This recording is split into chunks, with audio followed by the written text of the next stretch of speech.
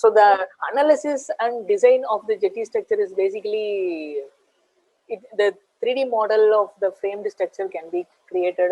It can be created by any software such as Statpro or SAX, and it has the complete analysis with all loads and load combinations has to be done using. This is a typical 3D model, 3D analysis model. This model is done in Statpro software, and this particular model is done in SAX. So you can do it in any structural analysis package, but the philosophy will be same. We'll be having a node element, we'll be having a beam element, and then the loads has to be applied, proper boundary condition has to be given, and the end result will be that we'll be finding the bending moment and shear force of the column, beams, etc. So we have a few challenges in the pile foundation, so that we need to design our pile separately for our the loads coming from the berthing, or it may be mooring or any operational loads. We need to design our pile separately. So the material used for the substructure can be either it can be a steel, or it can be a steel pile, concrete pile, or in some cases we'll be using steel plus concrete plug. So it can be a composite section as well. So any type of material, but the analysis remains same. We need to give a proper node and column. The geometry must be proper with respect to the drawings, and the loads has to be applied properly. And similarly, the load combination has to be framed with respect to the IS code recommendations. So if you take a concrete elements, that has to be designed as per IS 456, and if you go for steel elements, it will be IS 800 2007. So using these codes, sometimes for pile foundation, we'll be using APA RP2A as well. APA is nothing but American Petroleum Institute code. So the piles which is handling hydrocarbons, so piles which are constructed in offshore. So basically, we'll take those APA recommendations. In India, we have a few marine recommendations. That code is known as the IS 4561. So we have a proper recommendation for berthing, estimating the berthing load, mooring load, and the load combination factors. Everything will be given in IS 4561. So let me introduce the structural modeling. What are the points to consider when you are modeling any structure? It can be either a marine structure or any onshore structure. The structural modeling has a few tricks and tips. So that is nothing but your model should have nodes with coordinates. Nodes are basically used to determine where the structure is. So if you see, this is a typical structural model, three-dimensional model. To connect this beam element, we must be having two nodes here and there. So this nodes are very important, and that node has to be matched with respect to the drawings provided. So that part, the geometry has to be determined, and the geometry will the nodes are responsible for the proper geometry. So this will be connected by the beam elements. It can be either a pile or it can be beam. So these nodes will be interconnected like this, from this node to this node, like that. It can be interconnected each other. So once the nodes are interconnected, we need to go for applying the loads. Loads and load combinations has to be created appropriately as per the design basis and as per the IS code recommendations. So once the nodes, beam element, and load applications has been done, the boundary condition has to be given properly. Sometimes we'll be giving the fixed boundary condition. The thing what I said here is, what I shown here is like partially fixed. It is allowed to move in this direction. It is not allowed to move in Y and X direction. So this particular support condition is known as the springs. I'll explain this about a little later. So any standard software can be used for designing of the structure. It can be either a Statpro or it can SAX. So normally for concrete design, we will not prefer any Statpro, because the concrete design normally it will go for over design. So for steel piles, we can do design using Statpro or SAX. For concrete piles, till now the manual design is recommended. By taking the bending moment and shear force from the analysis, we'll take those moments and forces into a manual spreadsheet. So using that, we can do the concrete pile or beam design.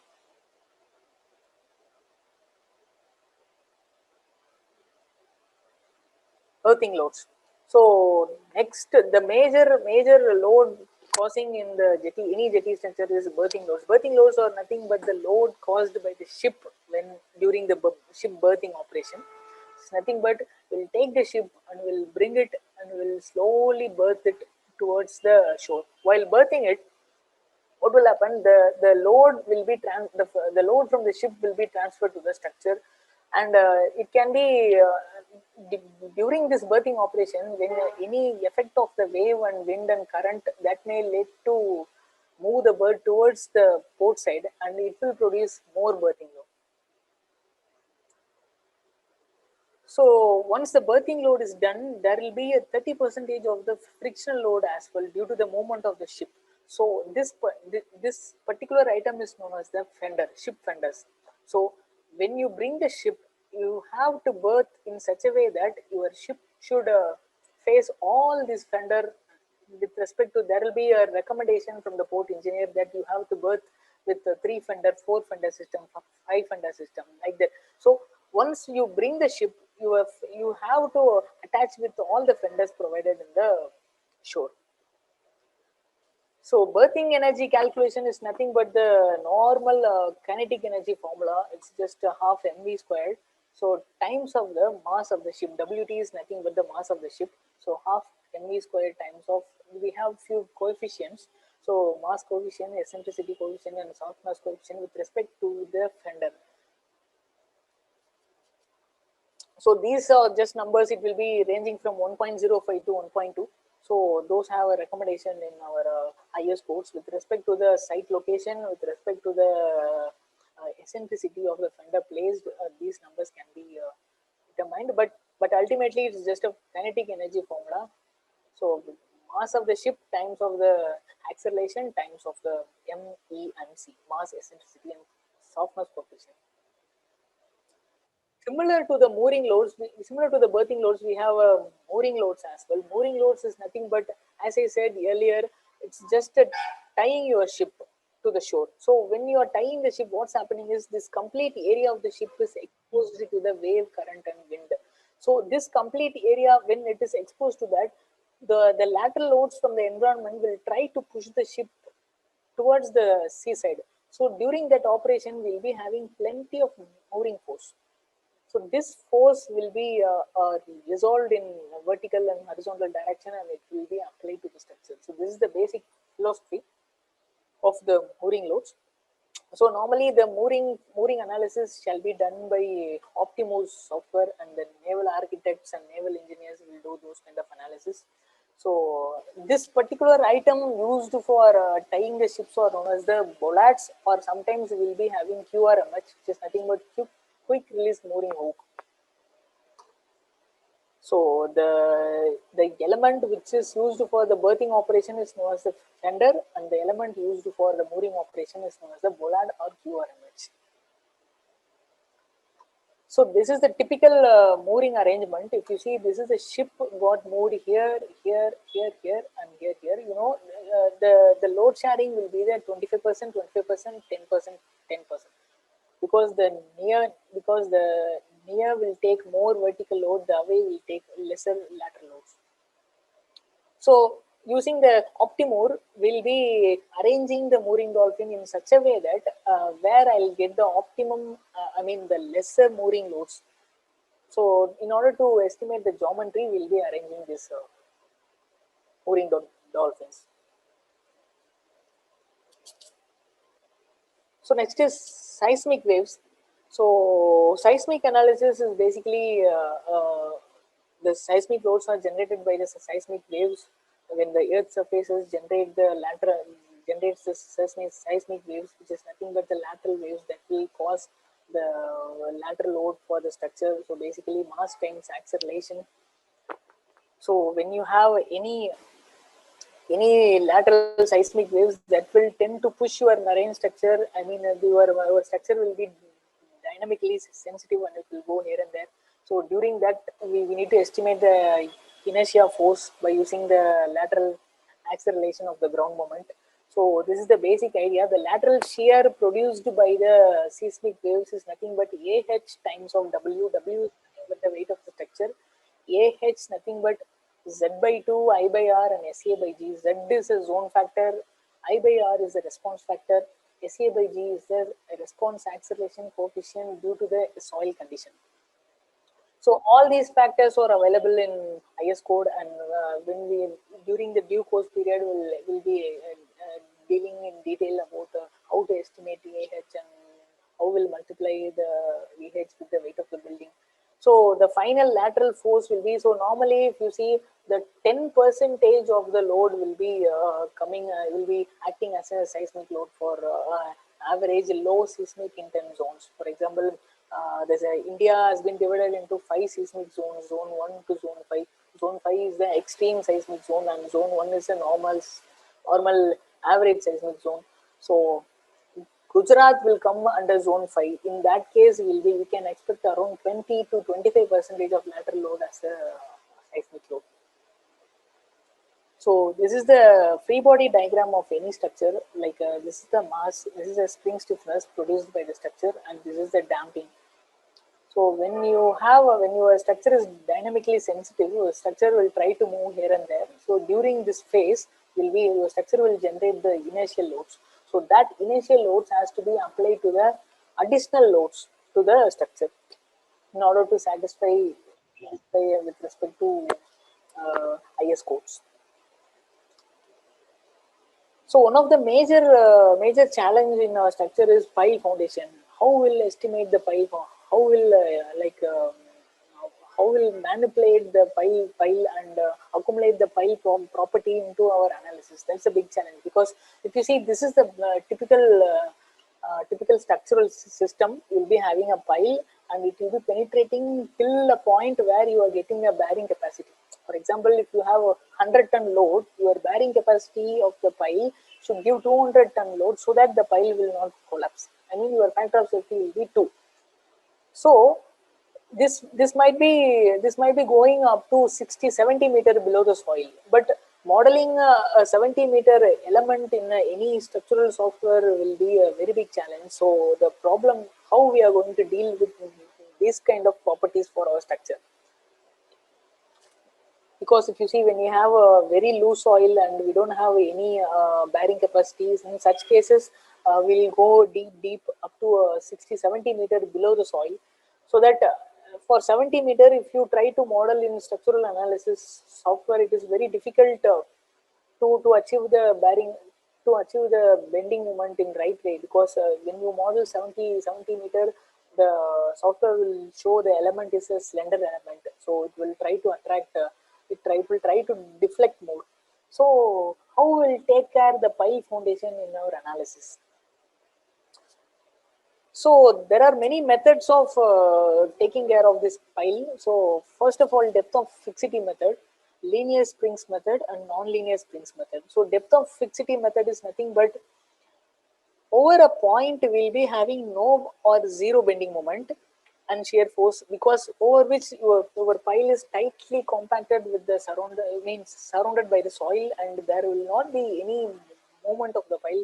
The deflection will be zero. So up to that point we can consider it as a fixed one, and we can just project our pile from the seabed to, normally the range is around 6 times the diameter to 10 times the diameter of the pile.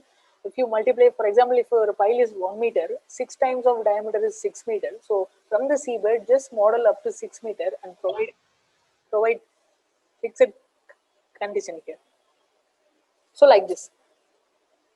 This method is said to be the depth of fixity method. But the problem with the depth of fixity method is it will give you the conservative result. The bending moment and the shear force due to this fixed condition, it will show you very high and conservative moments. So in such cases, if we cannot able to design our structure in depth of fixity method, in that cases we'll be using the linear springs method. It's just a normal spring calculation, load by deflection. So we'll estimate the soil springs and we'll try to push it up in both the lateral direction. The last spring will have vertical direction as well, which is nothing but the resistance offered by the soil at the end of the pile. So non-linear springs method is nothing but whatever the springs here we are applied is just a linear spring. Non-linear spring is like when you applied a 1 kilonewton load, you will get a deflection of 1 centimeter. When you apply 2 kilonewton load, you can expect a deflection of 10 centimeters. So in such cases, this linear springs will not work. In deep foundation, more than 70-80 meters, the best method is non-linear springs method. Normally, we require a pile soil interaction in order to achieve that non-linear springs. So the basic two methods used in the JT structure is depth of fixity method and linear springs method. So if in due course we'll try to estimate the spring stiffness calculation and how we'll estimate the springs for any JT structure for lateral and vertical springs. So member stresses and pile FOS is nothing but member stresses. Normally, whatever the member, you see, this is a stress contour of the particular mooring dolphin.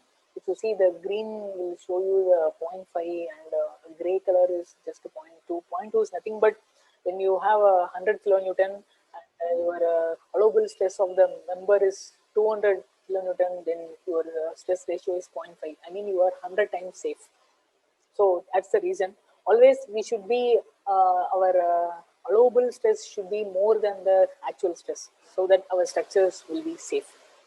Same like structural pile factor of safety. Pile factor of safety is nothing but the bearing capacity. Ultimate bearing capacity is nothing but the bearing capacity offered by the soil at this point. For example, if in this point you are getting 200 metric ton and your pile load should be 100 metric ton, so your factor of safety will be 2. So at any point, your factor of safety should not be less than 2. And for extreme condition, it can go up to 1.5. For operational condition, your factor of safety should be 2. Because whatever which is above the soil, we have the control. Like we can go and we can the rehabilitation activities can be done. But the structures below the ground, especially going below 20 to 30 meter, it is very difficult.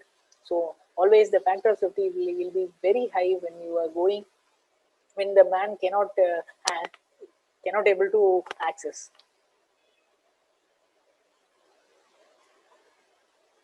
So once the analysis is done with respect to the geometry of the, once the analysis is done with respect to geometry and loads and everything, so our ultimate duty is to prepare everything in a single document, because documentation plays an important role in analysis design. Whatever the design assumptions and whatever the design calculation, whatever we have performed has to be documented and reported in a proper report, and then a structural drawing has to be prepared, so that if any drawing error, because the structural error can be rectified in a model or in analysis, but a drawing error cannot be rectified, and it can create a major problem for any structure, because if the contractor will construct whatever the drawings given from the design office, so in that case it will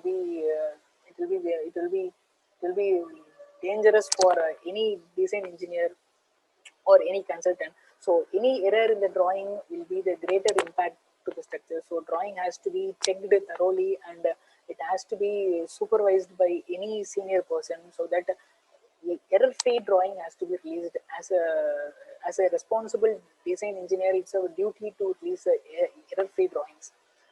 So during the course of construction, the site may require a lot of queries, and they may face a lot of problems during the construction, because the soil parameters and the soil assumption, whatever we did during the design phase, may be completely different in the site support, because the site actual condition might be very different when compared to the design assumptions. So in that case, what we need to is like, we need to support the site in terms of, for example, if they cannot be able to drive the pile and they got a rock in between during the driving the pile, so the design office should redo the entire calculation, and they should provide a detailed reanalysis, and redrawing has to be provided. So site support has to be given till the end of the project. After the construction, we will be releasing as built drawing, because we can assume one thing and we can release the drawing, but after construction there might be a small dimensional changes. So in order to address those dimensional changes, we will be releasing as built drawings. So while we are releasing as-built drawings, it is the proof like the structure constructed in such a way that so and so geometry and depth and pile penetration has done so and so geometry. But this is a difference between the design drawings and actual site drawings. So till releasing the as-built drawing, it's a design engineer's duty to engage with the contractor and provide complete design support till the end of this course. So once the construction has been done, the final supervision may be conducted by the design team, because the final supervision is required. Any NDT testing shall be performed regarding the safety concern, because there are a lot of HSE policies are available. The final NDT shall be taken care by the team. So with this, I'm just concluding my webinar today.